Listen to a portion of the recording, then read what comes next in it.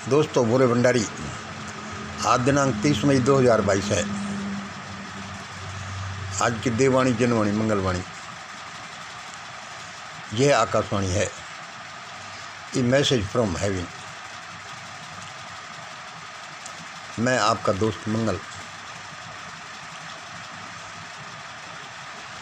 ये असल में आकाशवाणी आज की नहीं है, ये कल की है। मैंने इसकी तारीख बदलकर आज ही की बना ली। असल में क्या है कि भगवान मुझे चलचित्र सब दिखाता ही रहता है। सामने बैठा हुआ खड़ा होकर मुझे बताता रहता है, मैं उसे लिख लेता हूँ। अब ये क्या नहीं है, क्या है भाई, ये आप जानो। मेरे अनुसार तो परमात्मा है। आज क्या है, आज सुबह ही वो दिखा रहा था। सुबह खड़ा हुआ जैसे ही, लेकिन अभी जब मैं बोर्ड पर आया तो मैं भूल गया उसको। मैंने कही यार मंगल, ये खूब रही यार, अब क्या जवाब देगा तो इन अपने प्रेमियों को। असल में मुझे ऐसा लगता है कि जैसे मेरे प्रेमी लोग बड़े चाव से, मेरे वीडियो को देखने वाले लोग ही मेरी संपत्ति हैं।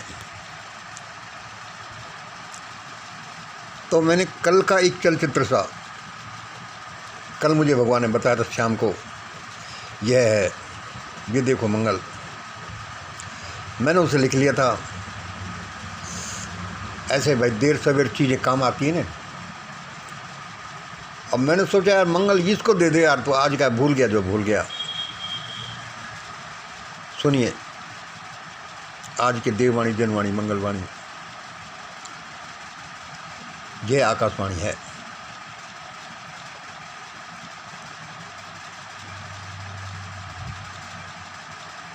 मैंने ये वह लिखा था जो मैंने देखा था। कुछ निद्रित, कुछ जागते जागते, कुछ विजन जैसा, कुछ सपने जैसा, कुछ चलचित्र जैसा। एक तरफ कुछ सिरफिरे से खूनी से गुंडों का झुंड था। एक तरफ कुछ सिरफिरे खूनी से गुंडों का झुंड था। दूसरी तरफ 120 करोड़ लोग डरे से सहमे से जैसे खुद ही मृत्यु का इंतजार कर रहे थे। क्योंकि कल के में लिखा था, मैंने कल लिखा था तो याद देखो। एक तरफ कुछ सिरफिरे से खूनी से गुंडों का झुंड था और दूसरी तरफ 120 करोड़ लोग डरे से सहमे से जैसे खुद ही मृत्यु का इंतजार कर रहे थे। अगर भाई अब तो क्या करें, मरेंगे। अब तो भाई लगता है मौत के अलावा कोई रास्ता ही नहीं था।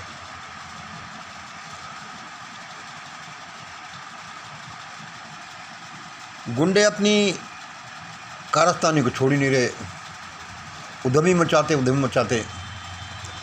और उधर जैसे 120 करोड़ लोगों ने भी, गुंडे अपनी कारस्तानी को छोड़ते ही नहीं थे, और उधर जैसे 120 करोड़ लोगों ने भी अपना पागलपन, नपुंसकता, जाहिलपना नहीं छोड़ने की जैसे कसम खा रखी थी। नहीं छोड़ने की जैसे कसम खा रखी थी।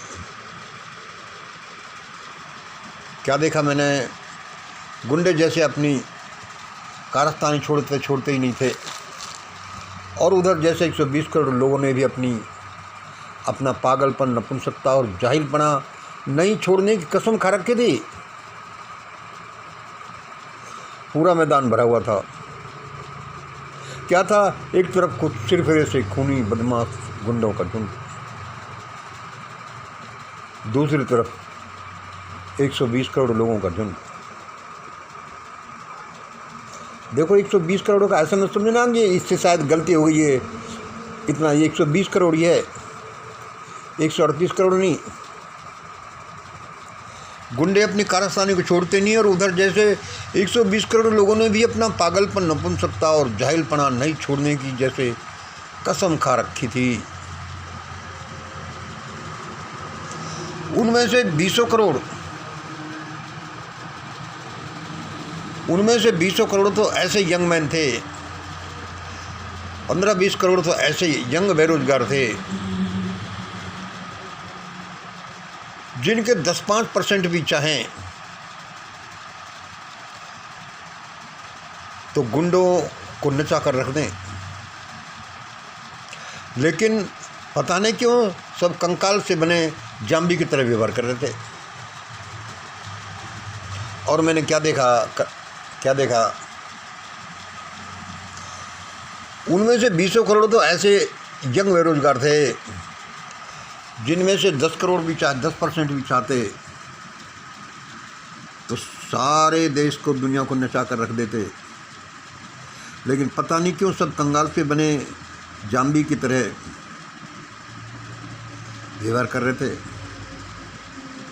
मैं सोचता था यार इन लोगों की जवानी कहाँ गई?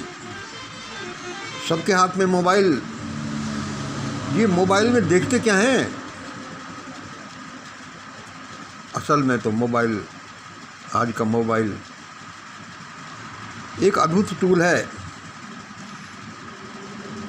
जैसे ये दुनिया, यहाँ सब कुछ है, इसमें से जो निकालोगे वही तो मिलेगा। यदि तुम निकालोगे ही नहीं तो कहाँ से तुम्हें मिलेगा? उनमें 20 करोड़ लोग तो ऐसे थे। अब वो 10-20 करोड़ लोग ऐसे कुछ नहीं करते तो बता देश का क्या होगा?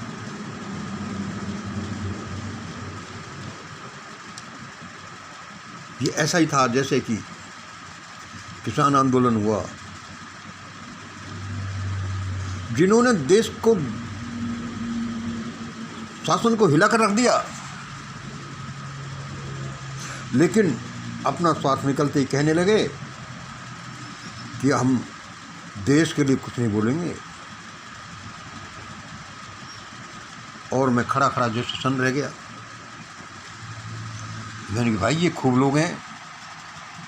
ऐसे ही ये यंग मैन थे। खैर मैंने सोचा कि बेचारे सोए हुए, क्या पता सचमुच में जाम्बी ही हों। जाम्बी आप जानते होंगे क्या होता है। ये सब चलते चलते कोई 8 साल से भी ज़्यादा समय हो गया। ये जो मैंने देख रहा था सब चलते चलते कोई 8 साल से ज़्यादा समय हो गया। फिर 120 करोड़ लोगों में से एक आदमी का माथा ठनका, उसका माथा तमतमाया। ये सब चलते चलते कोई 8 साल से ज़्यादा समय हो गया।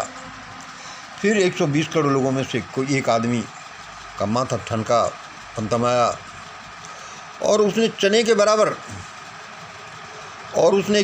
बराबर एक पत्थर उठाया। उसने चने के बराबर एक पत्थर का टुकड़ा उठाया, उसे अभिवादन किया, वो है कुछ बुदबुदाया, और उस पत्थर के टुकड़े को उस झुंड की तरफ फेंक दिया जो झगड़ रहे थे। उस झुंड की तरफ फेंक दिया जो झगड़ रहे थे। फिर तो वहाँ तो लपटें ही लपटें उठने लगी। बड़ी भयानक भगदड़ से मच गई। फिर क्या हुआ सुन लीजिए। ये सब चलते चलते कोई 8 साल से भी ज़्यादा समय हो गया।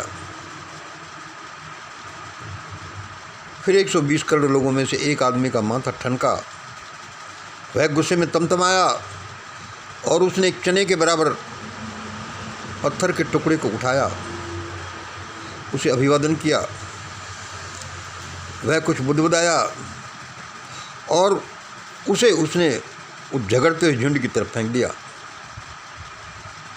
कि फिर तो वहाँ लपटें उठने लगी। पता ही नहीं चला वह गुंडे गए कहाँ, वह गुंडों का सरदार गया कहाँ। बड़ी भयानक लूट भगदड़ और मारामारी मच गई, जिसमें से काफ़ी लोग मारे गए जिसमें काफ़ी लोग मारे गए, दोनों तरफ से मारे गए। फिर सब लोग मेमने के तरह उस शख्स को फॉलो करने लगे।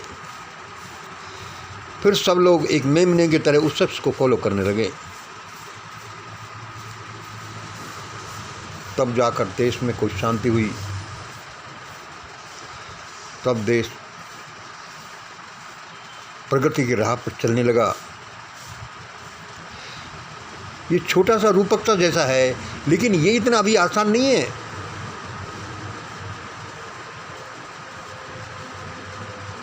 इसमें क्या क्या बीच में छिपा है। अब सवाल ये है कि इसमें दोनों तरफ के लोग क्यों मारे गए। अरे भाई, वो गुंडों का झुंड था, वह असहाय बेचारगी भरे लोगों का झुंड था। इसमें उन गरीबों का क्या दोष था? उन गरीबों का भी दोष था।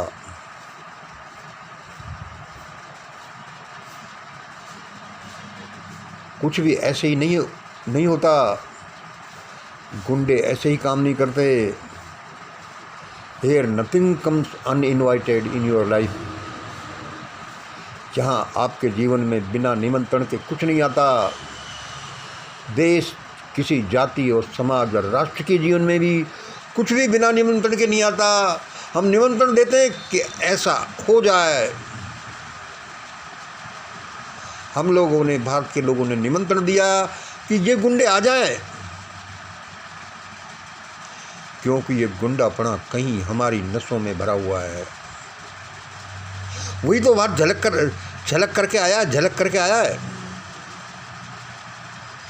और वह जब हमारा गला पकड़ता है तो हम कहते हैं ये क्या हो रहा है भाई, बचाओ बचाओ बचाओ। हाँ, बचाओ। अब जब तुम्हारे साथ गुंडागर्दी हो रही है तो हमें वो भगवान याद आता है। जब दूसरे के साथ होती थी तब कोई नहीं, अरे भाई इसमें क्या कर सकते हैं, ये लॉ एंड ऑर्डर का मामला है। अरे भाई, ये तो पिछले जन्म के लोगों के कर्म हैं।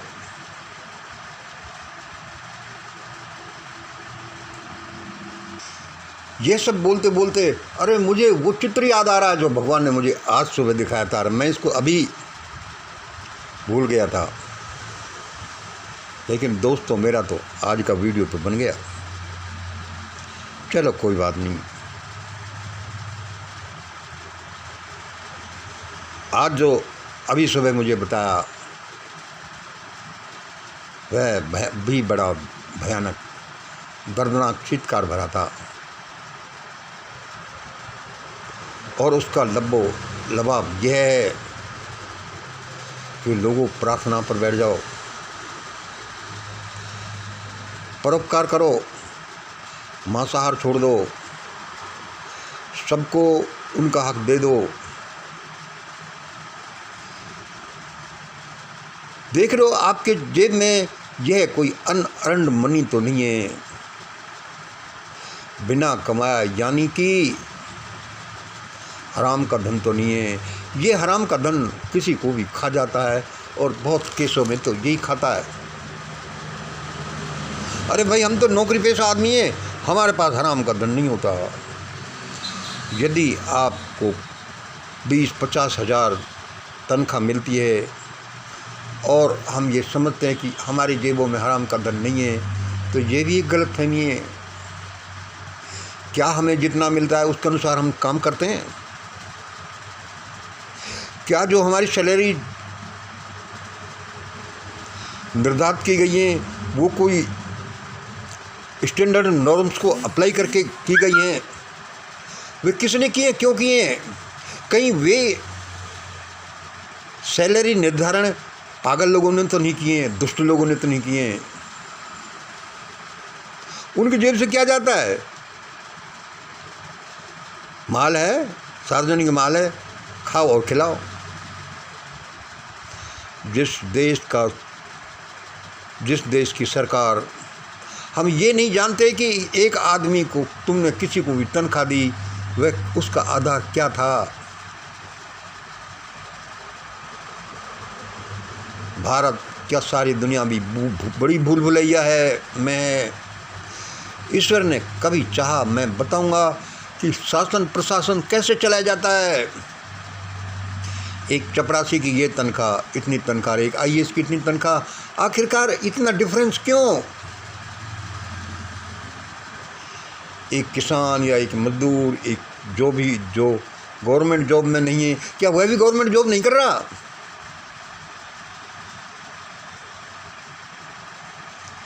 बड़ा भयानक समय आ रहा है। आकाशवाणी, देववाणी, जनवाणी, इसको सुन लेना।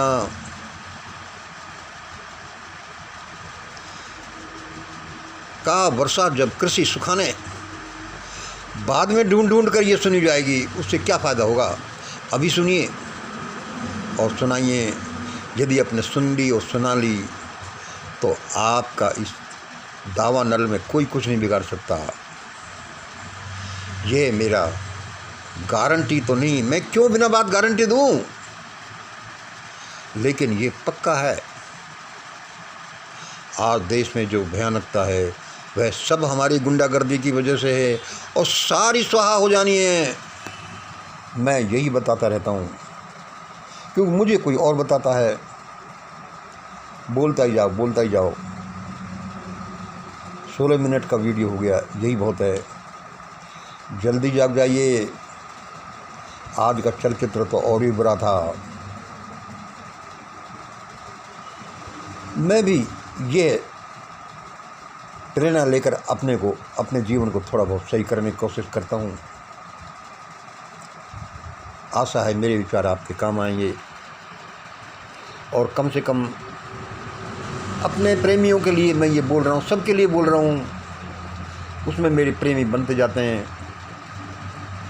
मैंने सोचा कि सुबह सुबह इंतज़ार करेंगे, सुबह सुबह दे दो, सबका भला होगा। लेकिन तभी होगा जब तुम भले भले रास्ते की तरफ चलोगे, वरना भयानक दावा नल तो सामने खड़ी ही है। और उसका आधार यह है हमारा सामाजिक स्ट्रक्चर, जिसकी हम इसकी इंतज़ार कर रहे हैं। इसकी जड़ें कहीं न कहीं इसमें छिपी हैं। इसका मतलब ये नहीं है कि होमोजेनियस बनने के बाद में समस्याएं खत्म हो जाएंगी, लेकिन तब समस्या अलग प्रकार की होगी। आज इतना ही। जय हिंद, जय भारत।